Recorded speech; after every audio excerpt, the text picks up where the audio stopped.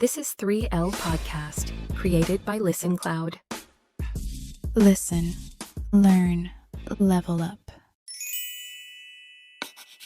Are you ready to improve your English listening and speaking skills? Have you ever struggled to understand native speakers in real-life situations? Or maybe you want to express yourself more clearly and confidently in conversations? In today's episode, we are going to help you do just that. Listening to these stories will help you understand English in everyday situations, and by repeating the phrases, you will improve your speaking skills too. Let's start with a simple question. Have you ever had a moment when you misunderstood someone in English? Imagine ordering food at a restaurant, but the waiter doesn't understand what you're saying.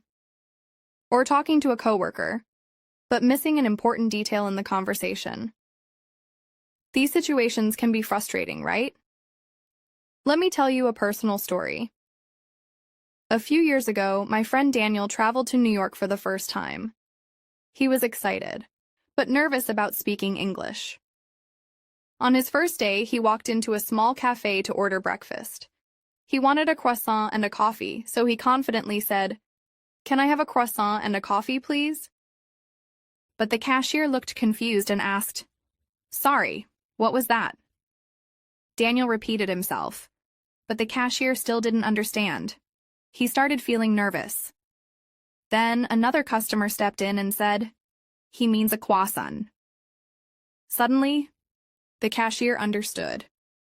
This moment taught Daniel an important lesson. Sometimes pronunciation makes a big difference in understanding. He realized that even though he knew the words, hearing them in real conversations was different from learning them in a textbook. This is why listening is so important. The more you listen to real English, the more natural it becomes. And when you hear common phrases often, you will feel more confident using them yourself. Now let's talk about another real-life situation. My cousin Emma moved to Canada for work.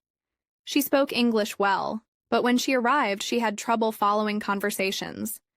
People spoke quickly, used slang, and sometimes even interrupted each other.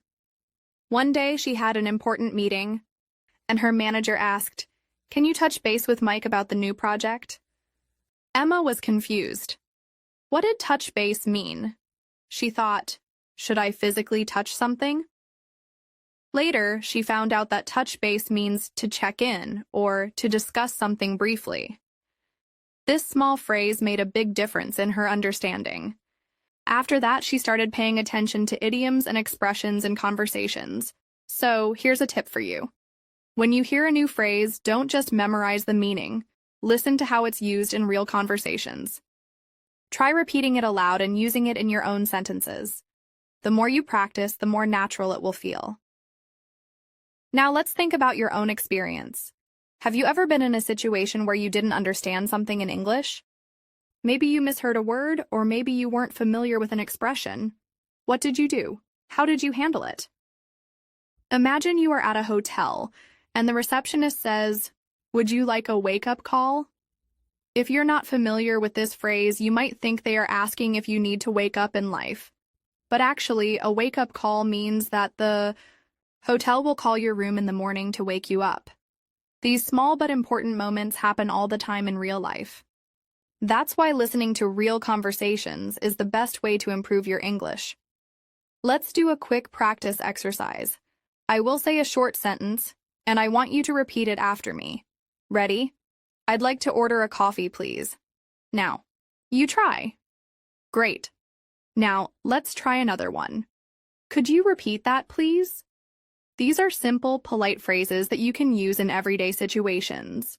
The more you listen and repeat, the more confident you will feel. Now, let's continue with another real-life story. A few years ago, my friend David moved to London for a new job. He was excited because it was his dream to work in an international company. He had studied English for years, but he had mostly learned from books and grammar exercises. He thought he was prepared. But when he arrived in London, he faced an unexpected challenge. Real-life conversations were much harder to understand than he expected. On his first day at work, his manager, Sarah, introduced him to the team. Everyone was friendly, but they spoke quickly, and they used a lot of expressions that he had never seen in textbooks. At lunchtime, one of his coworkers, Jake, said, "Hey, David, let's grab a bite." David was confused. He thought, "Grab what? What does that mean?" He hesitated for a moment, then smiled and said, Okay. He followed Jake to a nearby cafe, still unsure about what was happening. When they arrived, he finally understood. Grab a bite just means go and get something to eat. It was such a simple phrase, but because he had never heard it before in a real conversation, it completely confused him.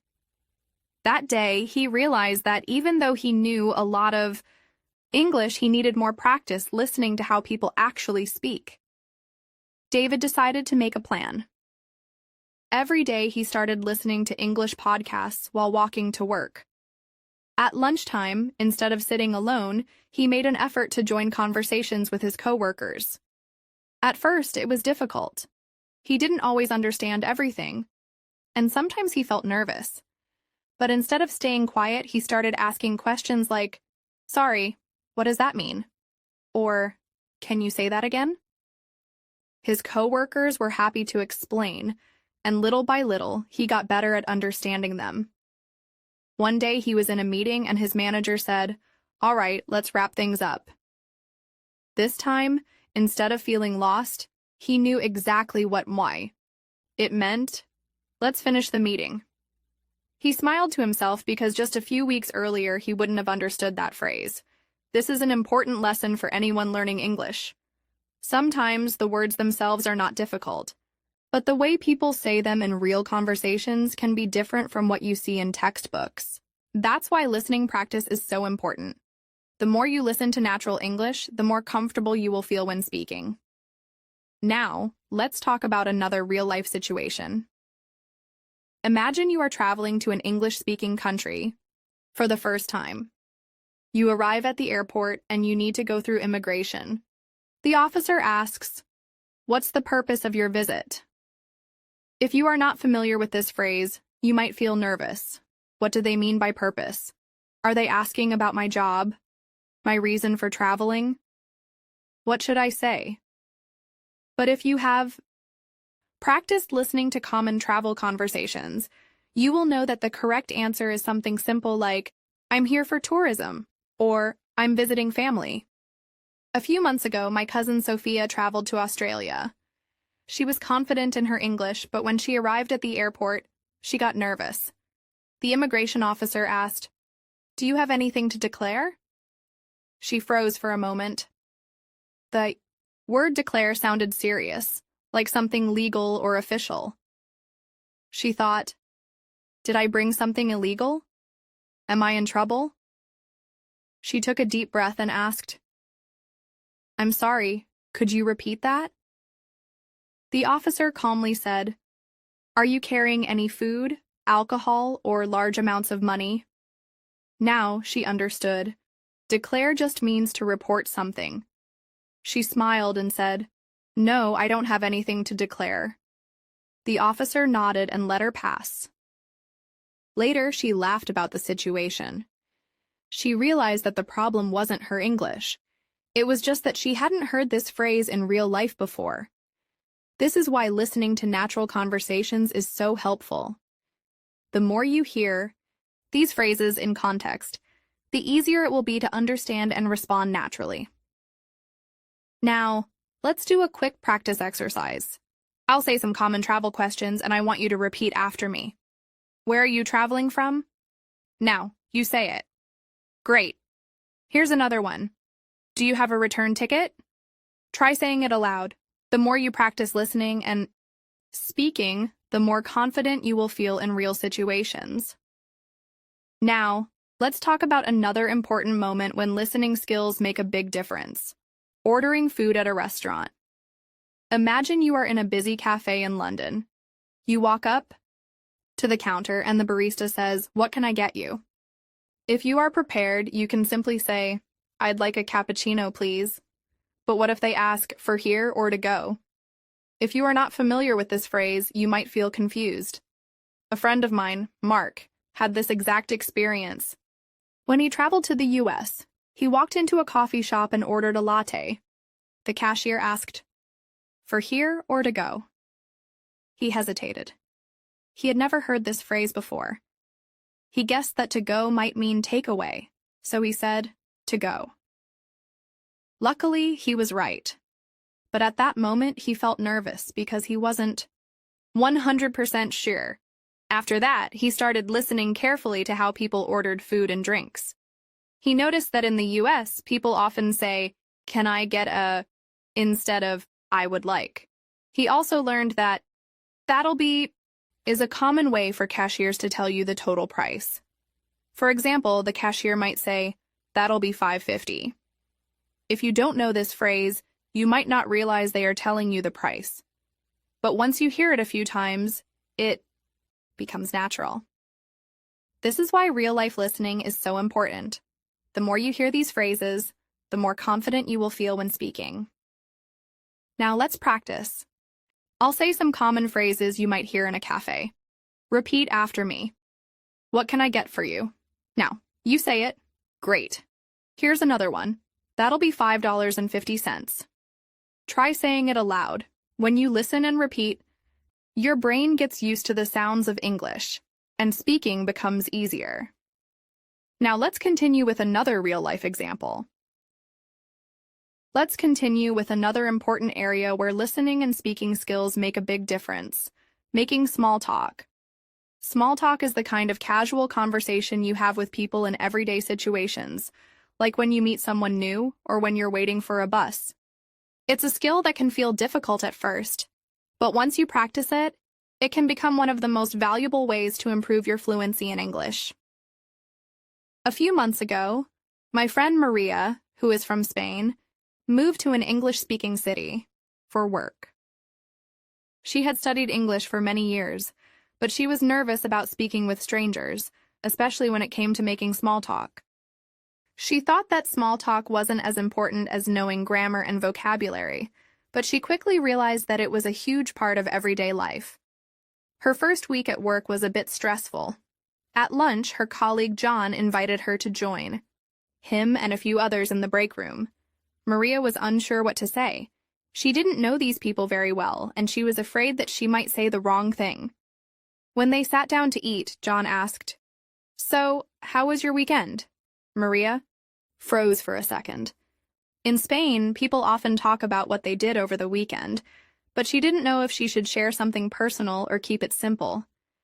She finally decided to say, "It was good. I went to the park with my family." That was a safe answer, right? But then John smiled and said, "That sounds nice. What did you do at the park?" Maria realized that this was just like asking someone about their hobbies or interests. It wasn't a deep conversation. It was just a way to connect. Over the next few days, she became more comfortable with small talk. She started asking her coworkers questions like, "Do you like the weather here?" Or, "What do you like to do in your free time?" And she was surprised at how easy it became. Through these simple conversations, Maria realized something very important. Small talk isn't just about talking. It's about connecting with people. The more you practice, the more natural it becomes. And when you listen carefully, you learn useful phrases and expressions that help you speak more naturally. For example, when John asked about Maria's weekend, he didn't say, "What did you do over the weekend?" Instead, he said, "How was your weekend?" This is a very common way to ask about someone's weekend or time off. When you hear these expressions in real conversations, they stick with you, and soon you'll be able to use them yourself. Here's another tip when it comes to small talk. Often people don't expect long answers. It's more about giving a simple response and asking the other person about their experience. When you're practicing, remember to listen for these small cues. For instance, someone might say, "The weekend was great, but I wish it was longer." This shows that they're offering a bit of information, but they're also leaving space for you to share your experience too. Maria started using this technique, and she found that it helped her speak more confidently. Instead of worrying about saying something perfect, she focused on the flow of the conversation and learning new phrases. One of the phrases that Maria picked up during her first few weeks was, "What about you?" When someone asks her how her weekend was, she learned that it's perfectly natural to respond with, "It was good, thanks. What about you?" These small, everyday conversations will help you improve your listening and speaking skills, and you'll start to feel more confident in social situations. This is something that can't be learned from a textbook alone. It's about engaging with people, paying attention to how they speak, and practicing how you respond. Now, let's shift gears and talk about something else that can challenge English learners: understanding different accents. When you're learning English, you might find it hard to understand different accents or regional variations, whether it's British, American, Australian, or even different accents within the same country. Understanding accents is an important part of mastering English. Let's take a step back for a moment. I want you to think about your own journey in learning English. Have you had moments where you felt unsure or confused in a conversation?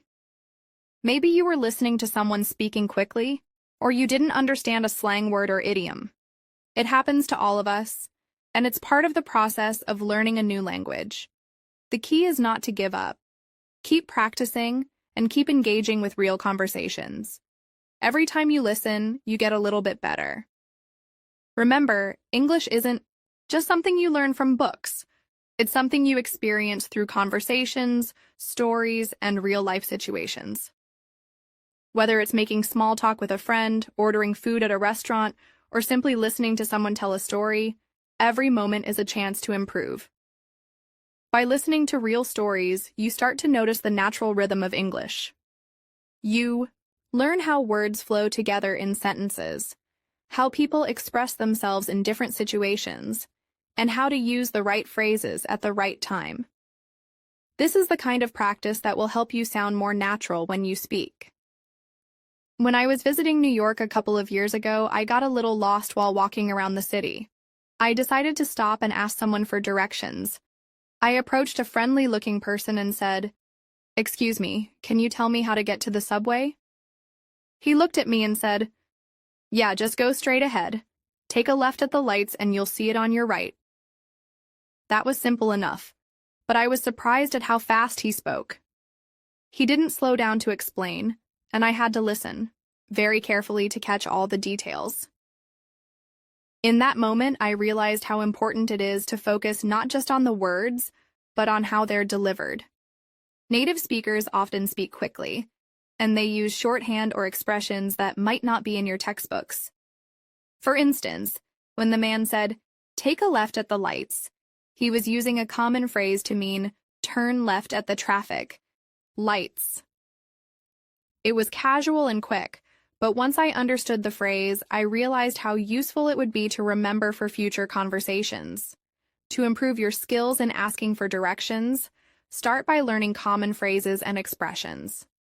You'll often hear people say things like go straight, turn left, it's around the corner, and it's just a few blocks away. These are all useful phrases that you'll encounter frequently. When you're practicing, listen to how native speakers use these phrases in everyday situations. By listening to podcasts, YouTube videos, or watching movies, you'll be able to hear these expressions in different contexts. After practicing asking for directions in English, try to imagine yourself in the situation. Maybe you're lost in a new city and you need to ask for help. Practicing these types of conversations in your mind, or even aloud, will help you prepare for when you're actually in the situation. Let's move on to another practical area. That will help you with your listening and speaking, handling problems and complaints in English. This is another important part of everyday life. Whether it's at a store, in a hotel, or during an interaction with customer service, knowing how to express your problems clearly is essential. I had an experience a few months ago when I was staying in a hotel during a business trip. I checked into my room, but when I tried to use the Wi-Fi, it wasn't working. I called the front desk and said, "Excuse me, the Wi-Fi isn't working in my room. Could you help me?" The receptionist on the phone replied, "I'm sorry to hear that. Let me check and see what I can do." After a few minutes, she called me back and explained that the Wi-Fi was down in the building, but they would be fixing it soon. She was polite and apologized, which made me feel better. In this situation, I learned a few things that I want to share with you. First, when you have a problem, it's important to remain calm and explain the issue clearly. You can use phrases like "I'm having trouble with" or "there's a problem with" to describe the situation. Second, if someone else is trying to solve the problem for you, you should listen carefully to their response. They might use phrases like, "Let me check on that for you," or "I'll have someone take care of it." These are polite ways to show that they're taking your complaint seriously. By listening to real-life situations like these, you'll be better prepared to handle problems in English. The more you practice these types of conversations, the easier it will be to stay calm and confident when something goes wrong. And remember, don't be afraid to ask for clarification if you don't understand something.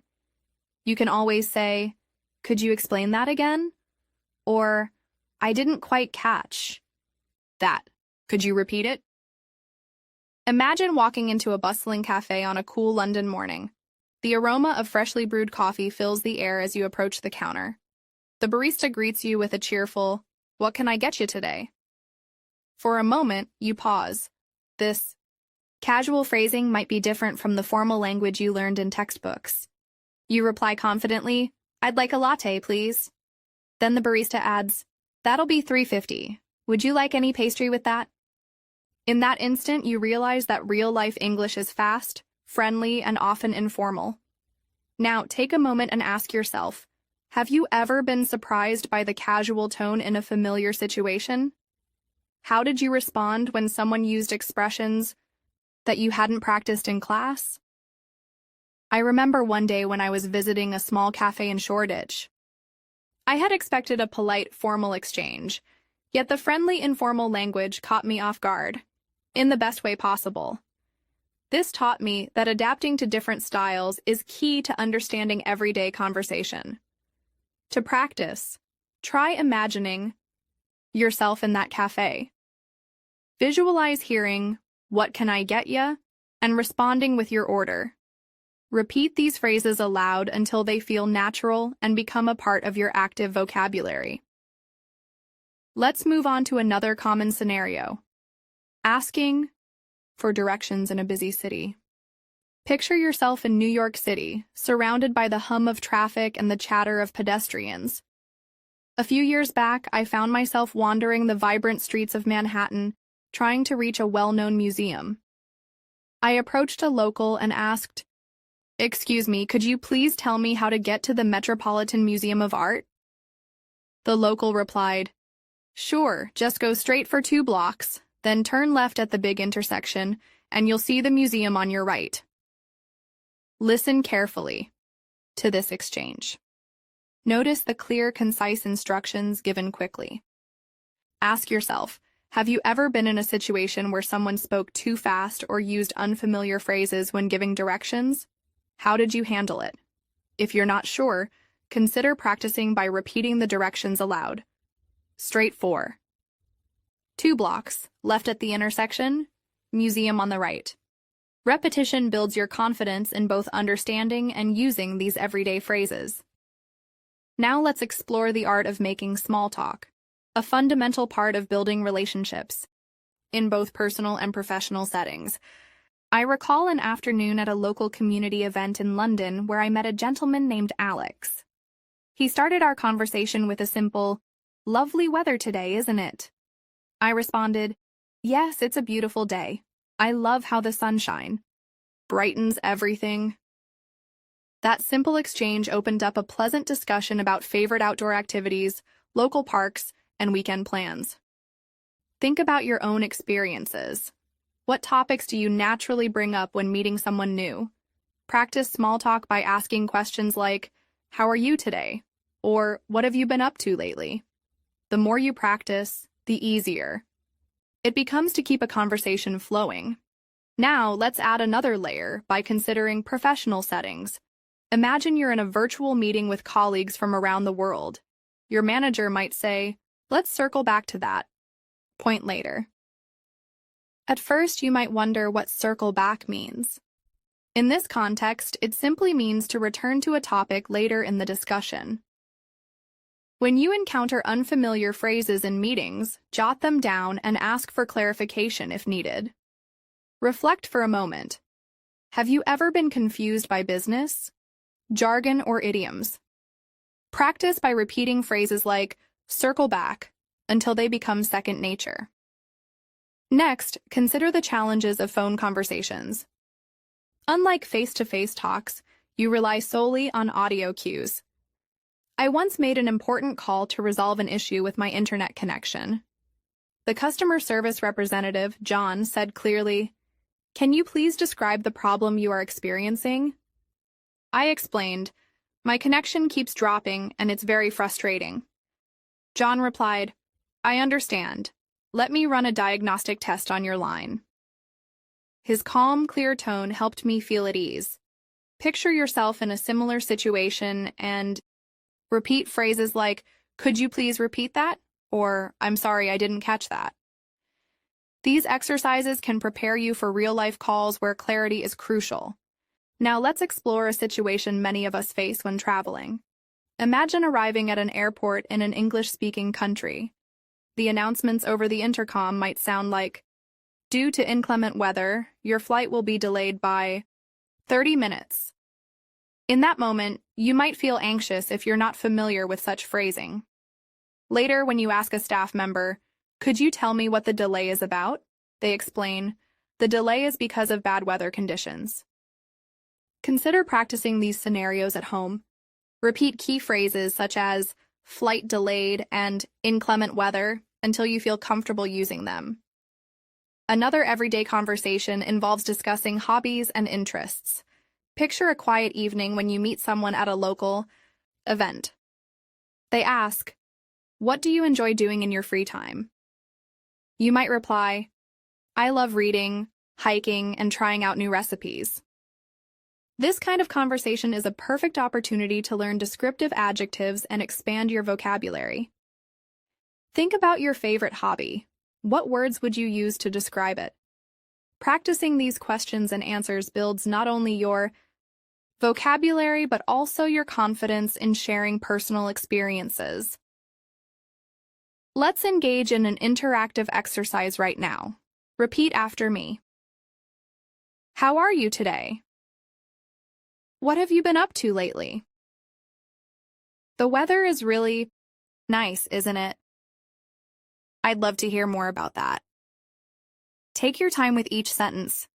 Practice them until they roll off your tongue effortlessly. This kind of repetition builds muscle memory for natural conversation.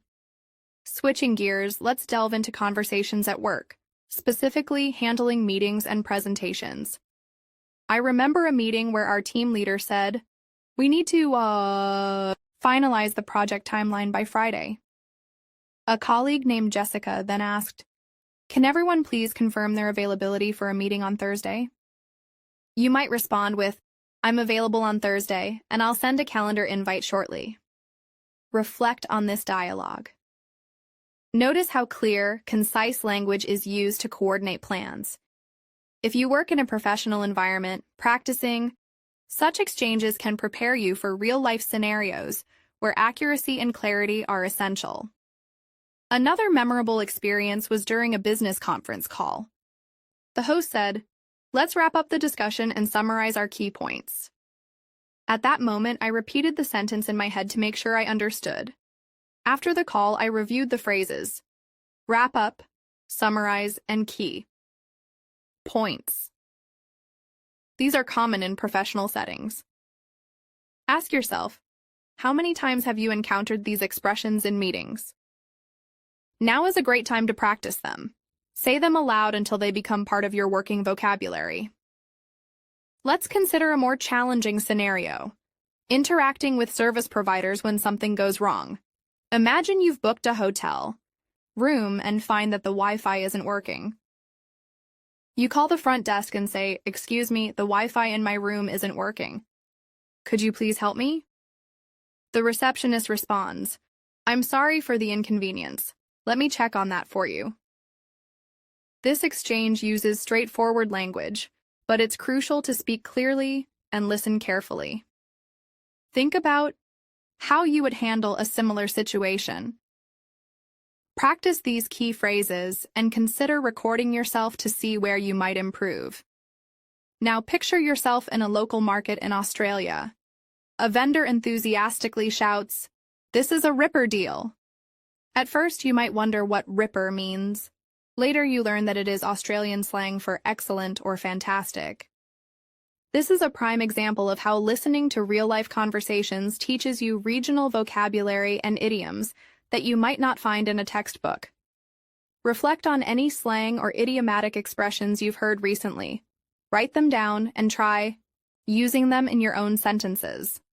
Over time, these expressions will become a natural part of your speech. Another engaging scenario involves social gatherings with family and friends. Imagine sitting around a dinner table where everyone is sharing stories about their day. One relative asks, "What was the best part of your day?" You respond, "I had a wonderful conversation with a new friend at the cafe." This warm, informal exchange is common in family settings. Think about the simple yet powerful words you use during these conversations. Words like wonderful, enjoyable, and delightful. Practicing these expressions in a relaxed setting builds your confidence and reinforces your natural speaking style. Now let's talk about the role of digital communication in modern English practice. Email, instant messaging, and video calls have become part of our daily lives.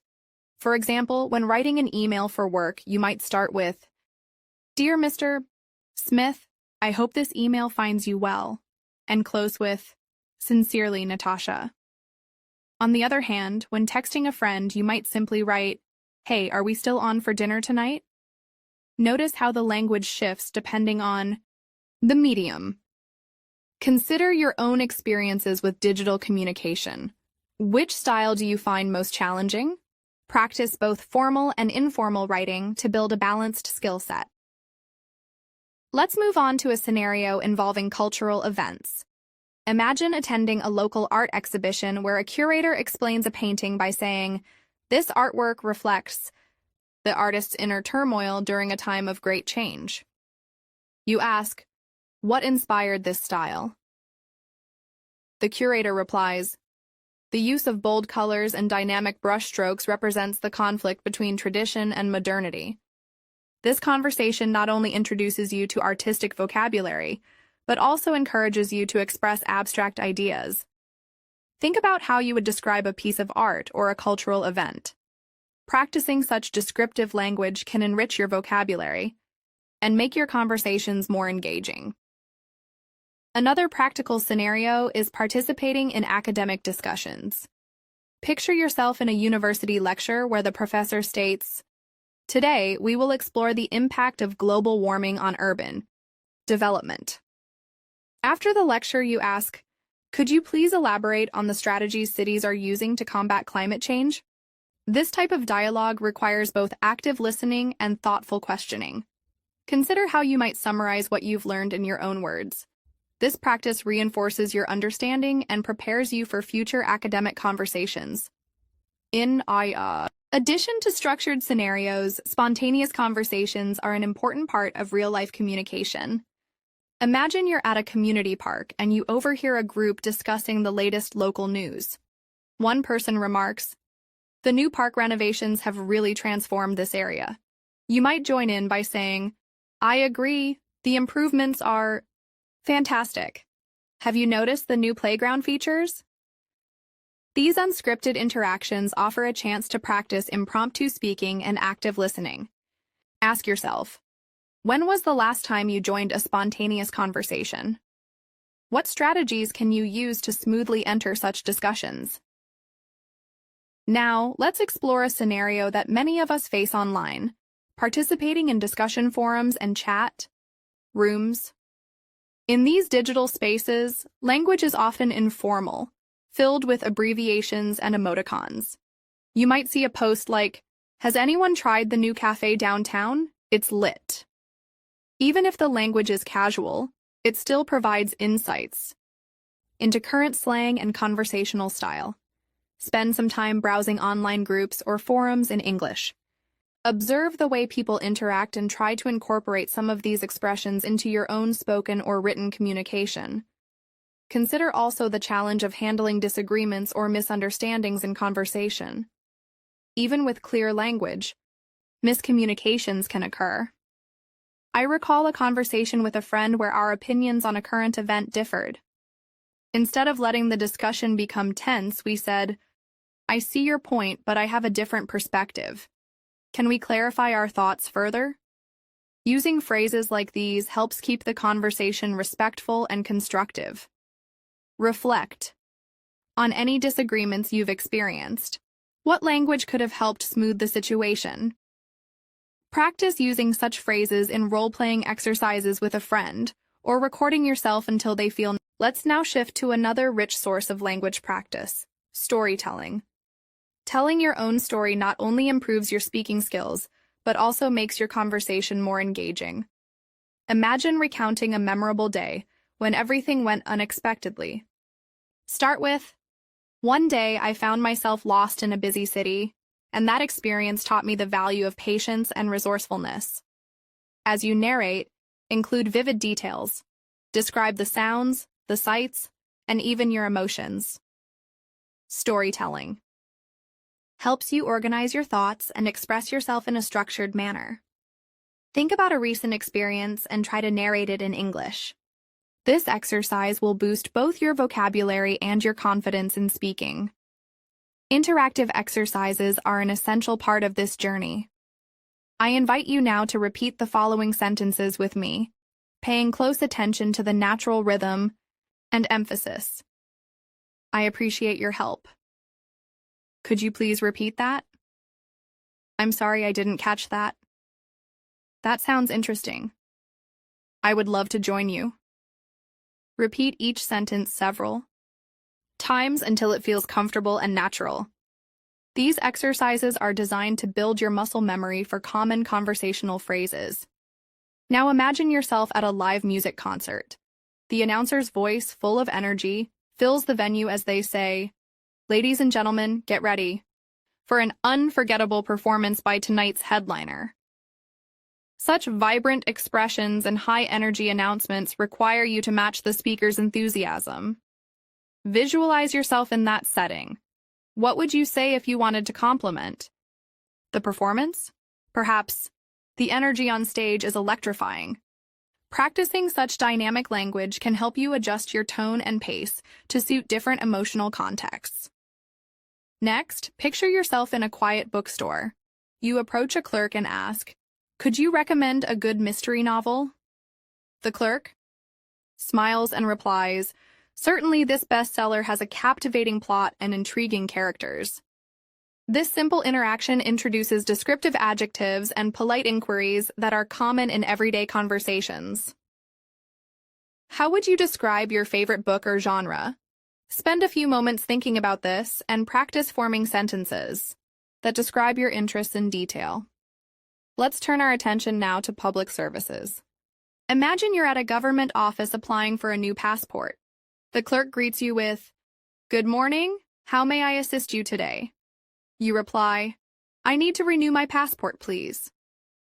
The conversation continues with precise questions and answers such as, "Could you please provide your current passport number?" and "Do you have all the required documents?" These formal exchanges require you to be both clear and concise. Practice such dialogues with a friend or even role-play them in front of a mirror. Notice how using polite expressions like please and thank you makes the conversation smoother and more effective. Another scenario involves visiting a healthcare facility. Imagine sitting in a doctor's office where the physician asks, "How have you been feeling recently?" You might answer, I have been experiencing occasional headaches and a bit of fatigue. The doctor then follows up with, can you describe the nature of your headaches? Such conversations demand clear communication about your symptoms. Practice describing common health issues in simple, direct language. Repeating phrases like, I feel unwell, or the pain is moderate and sometimes sharp, will prepare you for real-life medical discussions. Digital communication also plays a crucial role in modern English. Consider video calls where you see not only the speaker's words but also their facial expressions and gestures. In a recent video meeting, a colleague said, "Can everyone see my screen?" and quickly followed up with, "Please let me know if you have any questions." Video calls require a blend of clear speaking and active listening. Practice these interactions by joining online webinars or virtual meetups. The more you expose yourself to different digital communication styles, the more natural they will become. Now let's explore how discussing current events can enrich your language skills. Imagine listening to a news report that states, local communities are coming together to address recent flooding. Such statements are filled with formal language and important vocabulary. After listening, try summarizing the news in your own words. The report discussed how neighborhoods are uniting to deal with severe floods. This exercise helps you process information, retain new vocabulary, and practice summarizing, a key skill in both listening and speaking. Another engaging scenario is participating in group discussions or debates. Picture yourself at a community forum where the topic is the impact of social media on daily life. A participant might begin. I believe social media has revolutionized the way we communicate, but it also presents challenges such as privacy concerns. You might respond with, I agree that social media has its benefits, but I'm curious about its effects on face-to-face interactions. Engaging in debates not only exposes you to different viewpoints, but also teaches you how to articulate your opinions clearly. Reflect on any group discussion you've been part of. What phrases did you use to express agreement or to politely disagree? Practice these phrases until you feel they become an integral part of your conversational toolkit. Next, let's consider the practicalities of everyday shopping. Imagine entering a department store and needing assistance finding an item. You might approach a sales associate and ask, "Excuse me, could you help me locate the electronics section?" The associate might reply, "Yes, it's on the second floor, near the home appliances area." Such interactions, though brief, are essential in daily life. They emphasize the use of polite inquiries, clear directions, and simple language. Visualize yourself in this scenario and practice the key phrases. How would you modify your request if you needed additional information, such as, "Could you please show me where that is?" Repeating these exchanges can make you more comfortable in real-life shopping situations. Let's also look at scenarios where you might need to handle unexpected challenges. Imagine you're out with friends and suddenly the weather changes. You might hear someone say, "It looks like we're in for a downpour. Let's find shelter." In such moments, clear and calm communication is essential. You might add, "I'll grab my umbrella," or ask, "Does anyone know where we can take cover?" These spontaneous conversations require you to be quick on your feet. Reflect on any unexpected situations you've encountered. How did you communicate in the moment? Practice these scenarios with a friend so that when the time comes, you feel ready to respond confidently. Consider next a scenario involving a friendly debate on a lighthearted topic, such as discussing favorite cuisines. Imagine sitting at a dinner party where someone remarks, "Italian food is the best because of its rich flavors and variety."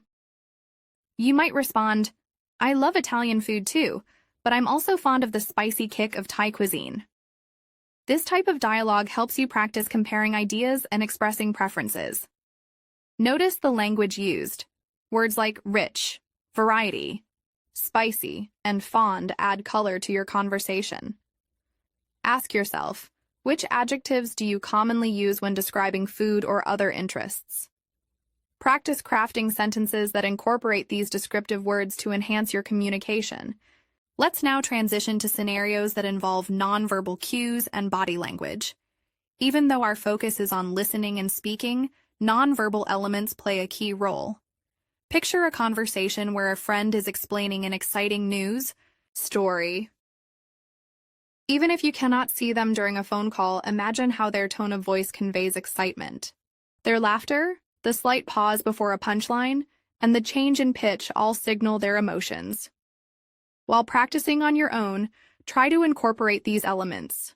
Smile as you speak, and notice how your tone changes. Even without a visual cue, these subtleties make your speech more engaging and natural. We have now reached a point where each scenario builds upon the previous one, enriching your understanding of real-life English. As you continue your practice, remember that every conversation is a stepping stone on your journey toward fluency. The everyday interactions we've discussed, from ordering food and asking for directions to engaging in professional meetings, participating in cultural events, and even handling unexpected situations, each offer valuable opportunities to practice and improve your listening and speaking skills. Imagine your future self confidently navigating any situation, whether you're conversing with a stranger in a cafe or leading a meeting at work. Visualize the progress you will make by immersing yourself in these varied scenarios, practicing key phrases, and learning from every interaction. The more you expose yourself to natural, authentic English, the more intuitive your responses will become. Let's now explore even more nuanced interactions and advanced conversational techniques. Picture a lively dinner party hosted by a close friend. The host welcomes everyone by saying, "I'm thrilled that you all could join me tonight. Let's raise a toast to friendship and new beginnings." Conversations buzz around the table. Guests share stories about their day, debate current events, and reminisce about old times. In one corner, someone remarks, "This meal is absolutely delicious. A real feast for the senses." In another, a discussion unfolds about travel experiences and future plans. Notice the shift in language, from casual greetings to more expressive, detailed narratives. How would you describe such an experience in your own words? Practice forming sentences that capture not only the facts but also the emotions of the moment. Now, consider another setting, a professional workshop where participants share innovative ideas. The facilitator starts with, "We are here to collaborate on creative solutions." One participant explains, "My idea is to develop an app that connects community members with local events." Following the presentation, the facilitator asks, "Can anyone offer feedback or suggest improvements?" This exchange encourages you to practice offering constructive criticism and expressing your opinions politely. Think about a project or idea you're passionate about. How would you explain it in a way that is both clear and engaging? Role-play this conversation, focusing on clarity, organization, and the natural flow of ideas. We can also delve into the art of negotiating, an essential skill in both personal and professional life. Imagine you're at a market and wish to negotiate the price of a souvenir. The vendor says, "This item is priced at $20. You might reply, "Could you do $15? The vendor might counter, "How about $18? Engaging in such negotiations teaches you to use polite language while expressing your needs.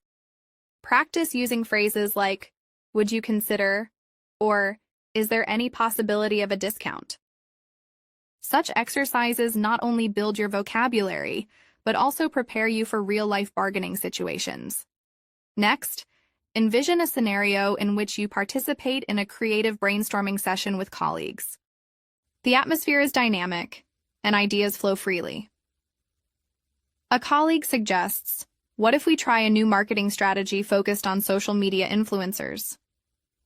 You add, "That's an interesting idea. Could you elaborate on how we might implement it?" The discussion evolves with each participant building on the previous idea. In these situations, it is vital to listen actively, ask clarifying questions, and summarize key points. Reflect on how you might contribute to such discussions. What phrases would you use to express agreement, request further details, or offer a new perspective? Practice these conversational tools until they become second nature. Imagine, too, the challenge of speaking with confidence during unexpected interviews or impromptu presentations. Perhaps you're at a networking event, and someone unexpectedly asks, "Can you tell me about your work?" You might respond with a brief, confident summary. "I work in digital marketing, helping businesses connect with their audiences through innovative online strategies." This type of spontaneous speaking requires you to organize your thoughts quickly and express them clearly. Practice by preparing a few short introductions about yourself and your work. Repeat them until they sound natural and relaxed.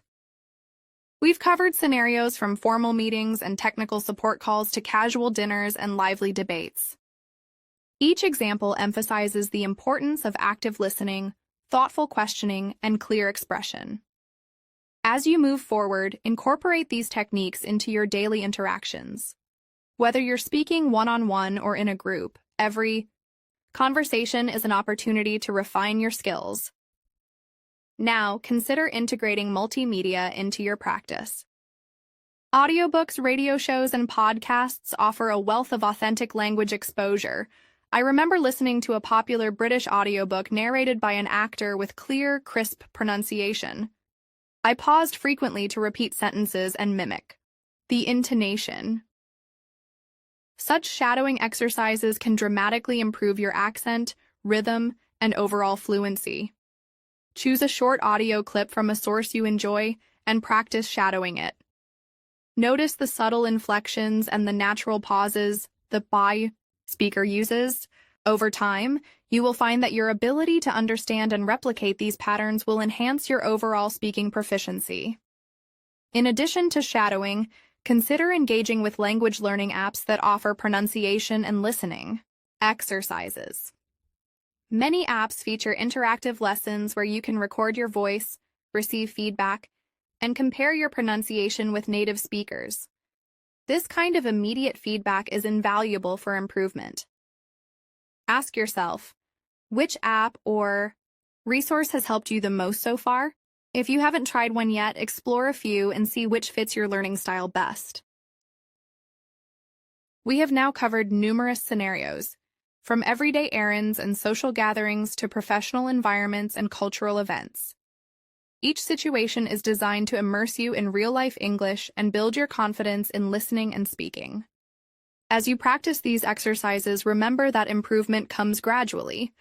Celebrate each small success and view mistakes as opportunities for learning rather than setbacks.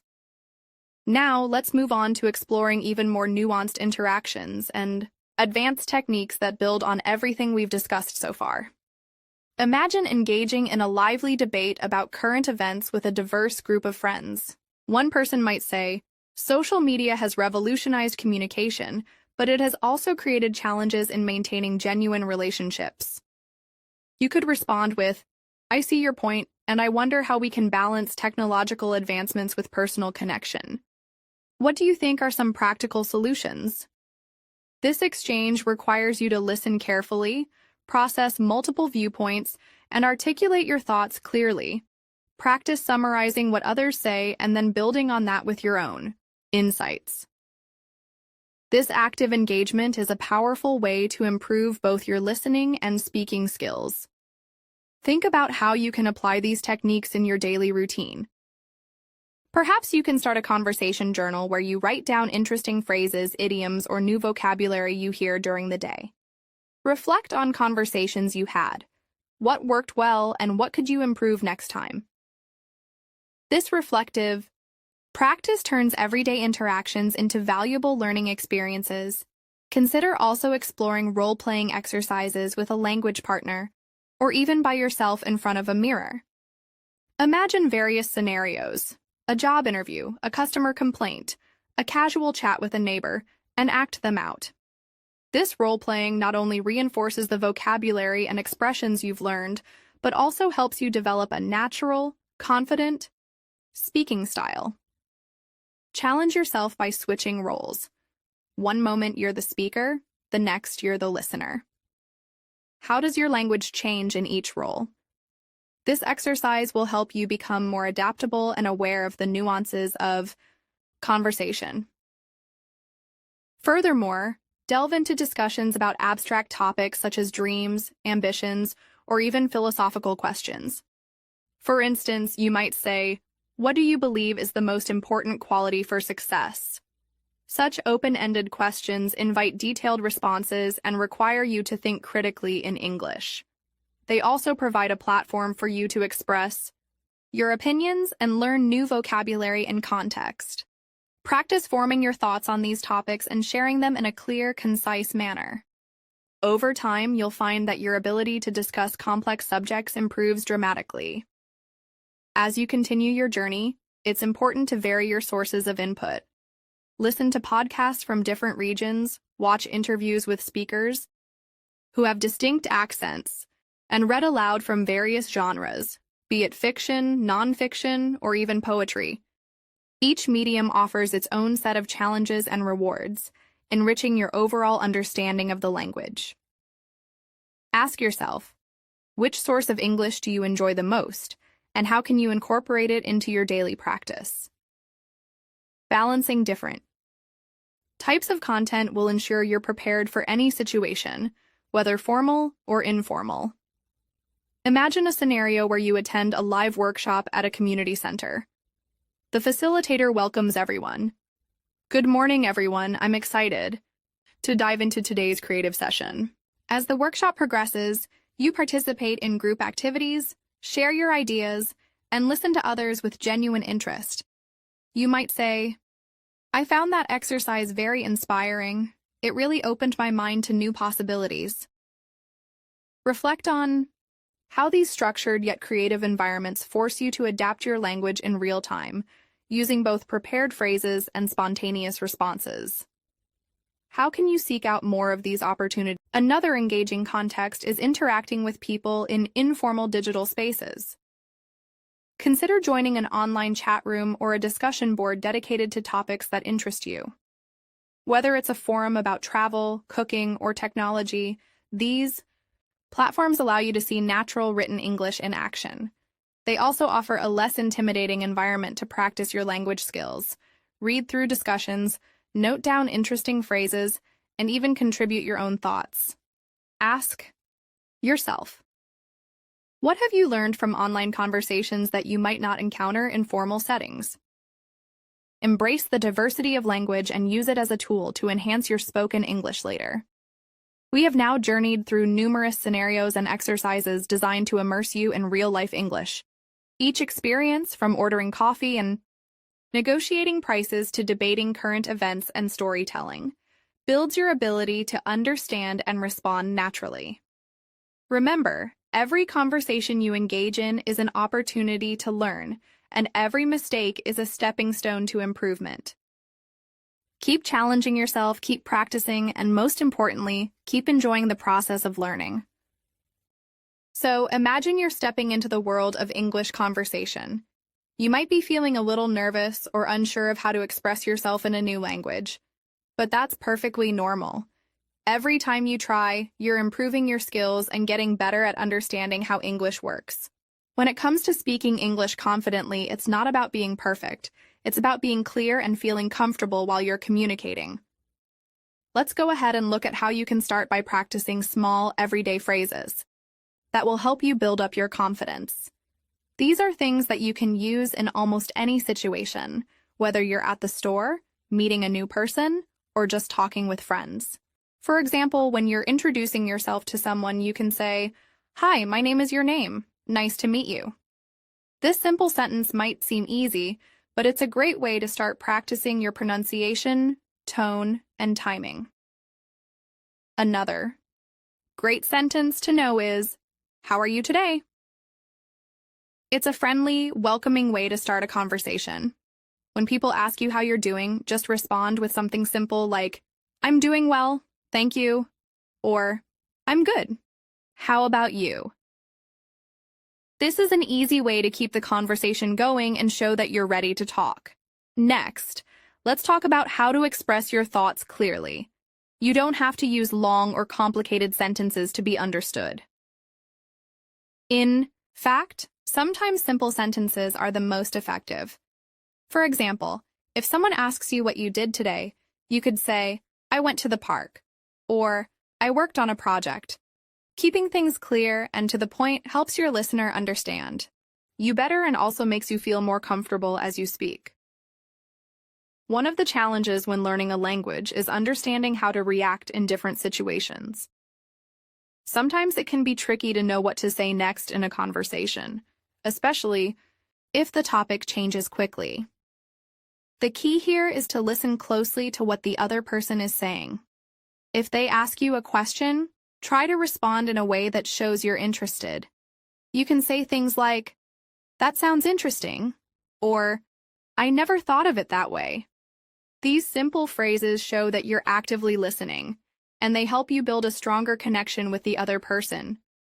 If you're not sure how to respond, don't worry. It's okay to take a moment to think before you speak.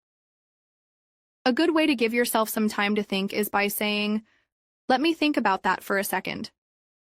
This phrase buys you a little time to gather your thoughts and gives you the confidence to respond more thoughtfully. When it comes to speaking English in more formal settings, like a job interview or a meeting, you might want to use slightly different phrases. But the idea is the same. Be clear, concise, and confident. For example, instead of saying, "I like this idea," you could say, "I believe this is a good approach." This makes your statement sound a little more formal, but it still communicates the same thing. Remember, the key to speaking confidently is to practice regularly. You don't have to wait for a special occasion to practice your English. You can practice every day, even if it's just for a few minutes. For example, you could practice your English while you're doing everyday tasks, like shopping or cooking. If you're at the grocery store, try to read the labels on the products in English, or practice saying the names of things you're buying. You can also practice English with your friends or family by talking to them about your day, or asking them about their plans. One of the best ways to practice speaking English is by using apps or language exchange programs. These can help you practice with other learners or even native speakers.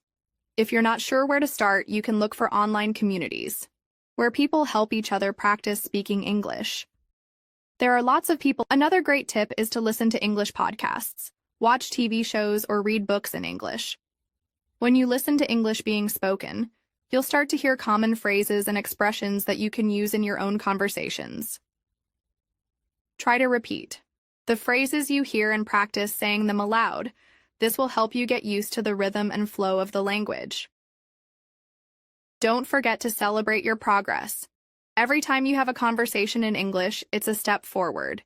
Even if you make mistakes, that's okay. The most important thing is that you're learning and improving. The more you practice, the easier it will get, and soon enough, you'll be speaking English more naturally and confidently than ever before. Another important part of building confidence in speaking English is finding topics that you're passionate about. If you're excited about a subject, it will be easier for you to speak about it.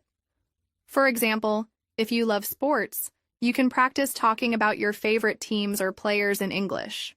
If you enjoy cooking, you can practice describing recipes or talking about your favorite dishes. When you talk about things you enjoy, you'll feel more confident and motivated to keep learning. But what if you don't feel like you have much to talk about? That's okay too. You don't always have to have a big story or an interesting topic to share. Sometimes it's just about having a casual conversation. You can start with simple questions like, "What did you do today?" Or, "Do you like this movie?" Small talk is a great way to practice speaking English and to build your confidence over time. Lastly, always keep in mind that building confidence in speaking English is a journey, not a race. It takes time and practice, and there will be ups and downs along the way. But as long as you keep pushing forward, you'll keep improving. So don't be afraid to make mistakes, and don't be afraid to speak up. Every conversation is an opportunity to practice, and each one will bring you closer to your goal of speaking English confidently and fluently. Let's continue. It's great that you're ready to dive deeper into improving your English skills. Let's build on everything we've covered so far, focusing more on everyday English and adding even more real-life examples to help you get the hang of speaking confidently in various situations. Remember, English isn't just about knowing the words. It's about how you use them, when you use them, and how comfortable you are doing so. The more real-life scenarios you practice, the more you'll feel like an English speaker. Let's start with something you probably do every day, chatting with your friends or family. These are great opportunities to practice speaking in a relaxed, natural way. For example, maybe you're having lunch with a friend. You could say, "This food is delicious. How did you make it?" Or, "I love the taste of this dish. Do you know where I can find the recipe?" By starting with something simple like that, you're practicing how to start and continue a conversation. The more you practice asking and answering questions, the more comfortable you'll feel doing it. Now, let's take a look at how you can make small talk in different places. For example, at the grocery store. You might be standing in line and you could say to the person behind you, "It looks like it's going to rain today. Do you think it will?" Or, "These fruits look so fresh. Have you tried them?"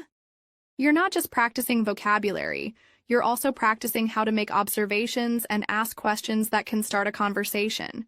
And don't forget, small talk is a great way to practice speaking English without feeling too much pressure. You can even practice your English when you're out running errands. Let's say you're at the post office. You might need to ask, "Can you help me? I need to send this package overseas. What do I need to do?" This sentence helps you practice both asking for help and talking about a common activity, sending mail. Don't worry about making mistakes. What matters most is that you're putting yourself in situations where you can practice speaking English, naturally and without hesitation.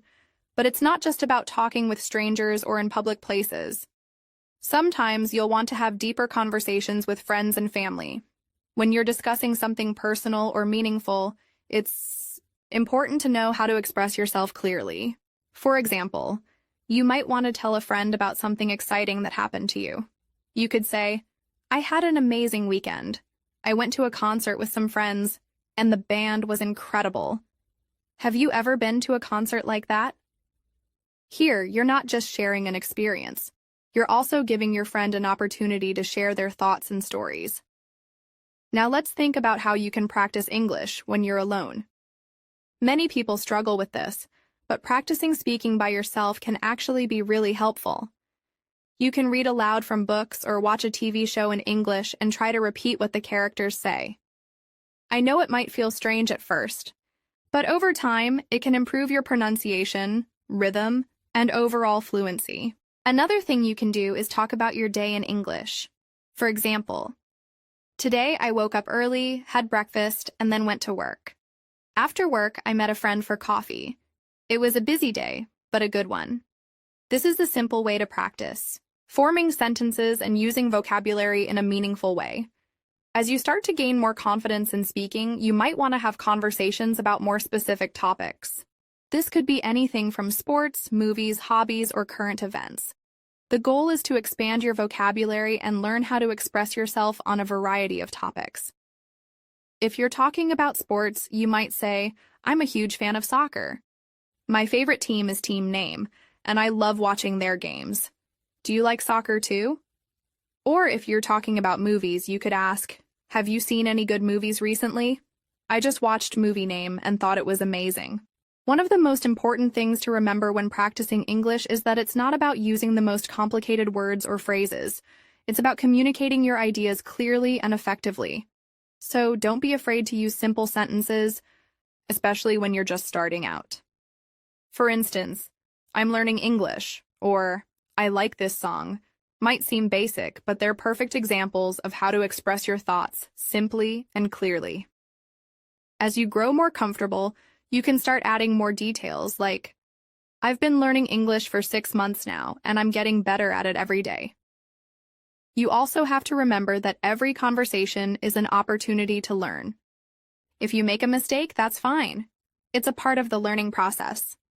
For example, let's say you were at the store and you said, "How much is this?" But the cashier responded with, "It's $5. You might think to yourself, "Oh, I should have said, 'How much does this cost?'" But don't worry. Mistakes like this are natural, and they give you the chance to learn and improve. The more you practice, the more you'll start to notice how native speakers express themselves. The goal is not perfection, it's progress. Have you ever had an embarrassing moment in English? Maybe you said something wrong or you couldn't think of the right word at the right time. That's okay. It happens to everyone, even fluent speakers. For example, I remember once when I was learning English, I tried to order food at a restaurant and accidentally said, "I would like a coffee with a spoon," instead of, "I would like a spoon with my coffee." The waiter smiled and corrected me, but it was a funny moment. It's those little things that teach you the most and help you remember the right phrases next time. The key is not to let these moments discourage you, but rather to laugh at them and learn from them. Now let's look at how you can improve your listening skills as well. One of the best ways to improve your listening is to listen to English every day. This could mean watching movies or TV shows, listening to podcasts, or even just talking to someone in English. You can start by watching shows with subtitles to help you connect the spoken word with the written word. As you get better, try watching without subtitles and see how much you can understand. Over time, your listening skills will improve, and you'll be able to follow conversations more easily. When you're listening to English, try to focus not just on the words, but also on the rhythm and tone. Native speakers don't always speak slowly and clearly like you might hear in a classroom. Instead, they use contractions, slang, and sometimes speak really quickly. It can be tough at first, but as you continue practicing, you'll get better at understanding these natural speech patterns. For example, you might hear a native speaker say, "What are you doing tonight?" instead of, "What are you doing tonight?"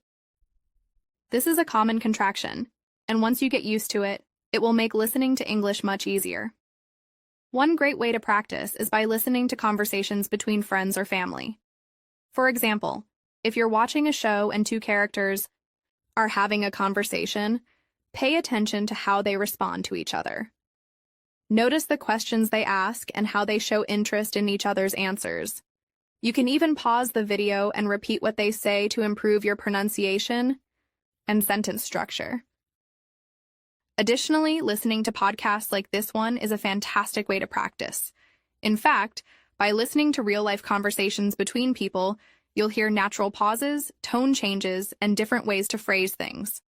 Over time, this will help you become a more confident speaker and listener. So whether it's casual chat or more serious discussions, you'll learn how to adapt to different types of conversations in English. Let's continue and dive deeper into how we can make your English journey even more practical and relatable. Starting with how you can make your listening and speaking even stronger by using real-life situations and personal examples. The key to mastering a language is immersing yourself in it as much as possible, especially by engaging in conversations that feel natural and connected to your everyday life. When you listen to people talk in English, whether it's in movies, podcasts, or real conversations, you start to pick up on things like how they structure their sentences, how they express their feelings, or how they make their points clear. This is something that's hard to learn from a textbook because it's all about the rhythm, the flow, and the natural expression of emotions. Think about it.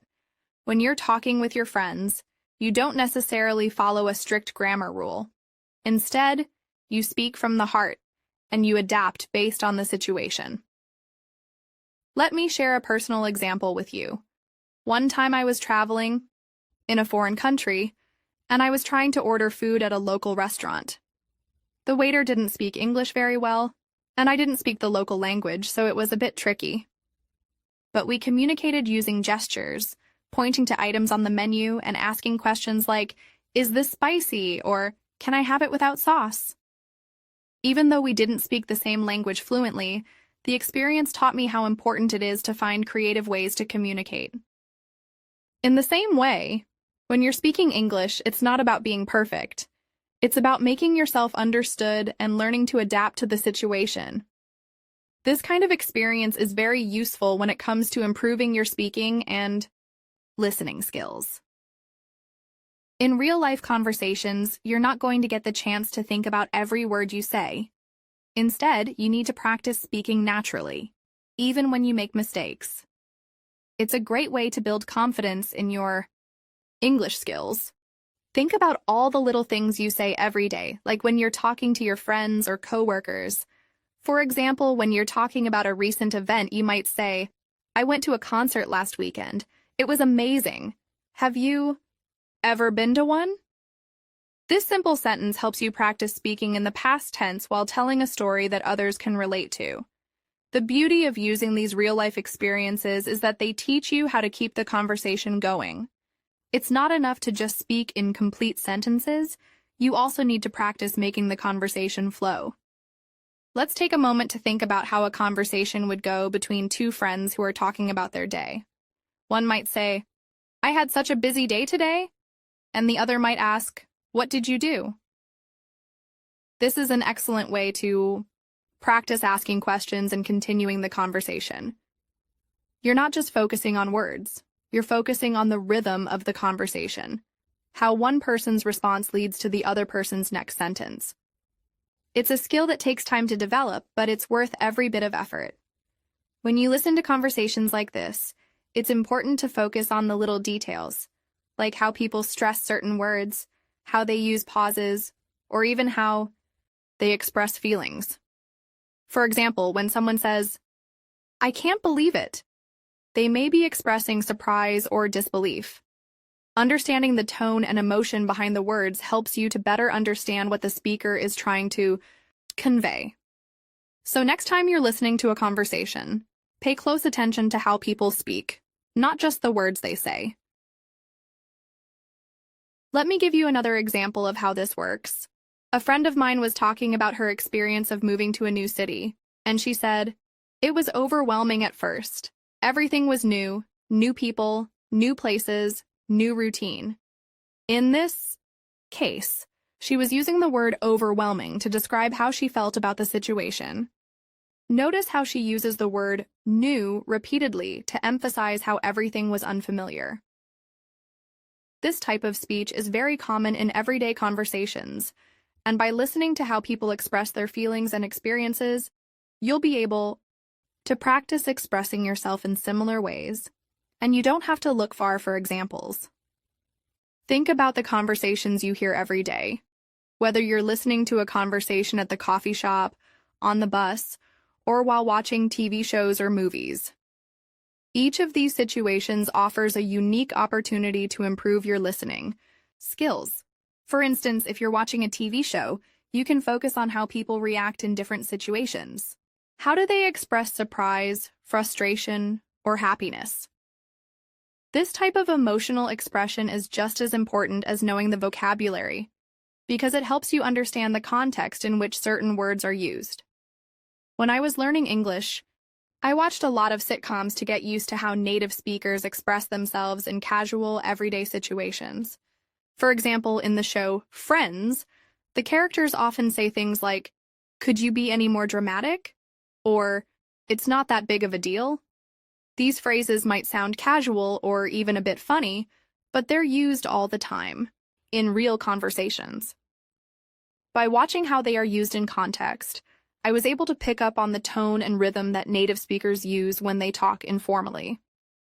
One of the biggest challenges for English learners is getting used to the speed at which native speakers talk. They speak much faster than you might expect, and sometimes it's hard to catch every word. But this is where real-life experiences can be incredibly useful. The more you practice listening to natural conversations, the better you'll get at understanding them. And it's okay if you don't catch every word at first. That's completely normal. The more you expose yourself to this type of listening, the more you'll start to understand the flow of the conversation. Let's not forget about speaking practice as well.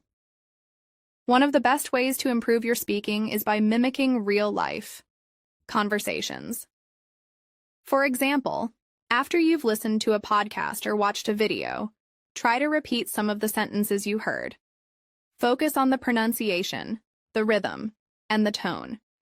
You can even practice speaking out loud in front of a mirror or record yourself.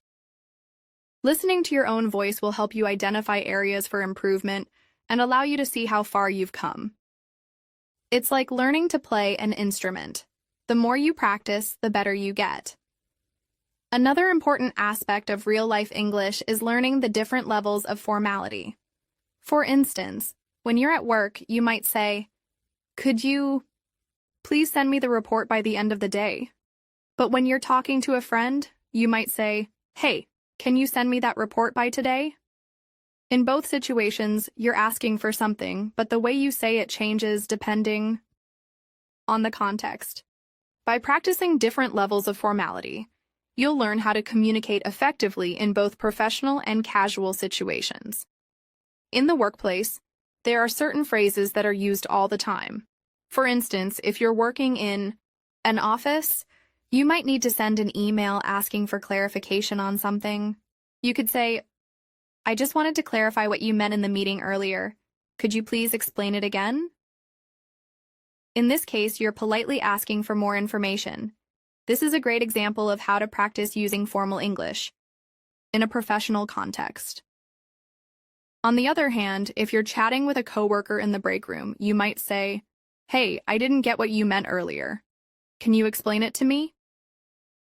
This is less formal, but still clear and polite. Finally, let's talk about one of the most powerful ways to improve your English practice. The more you practice speaking and listening to English, the more confident you'll become. You don't have to be perfect. What matters most is that you're putting yourself out there, engaging in conversations and making progress every day. The more you practice with real-life situations, the easier it will be to speak naturally and understand others. This is threeL Podcast, created by Listen Cloud. Listen, learn, level up.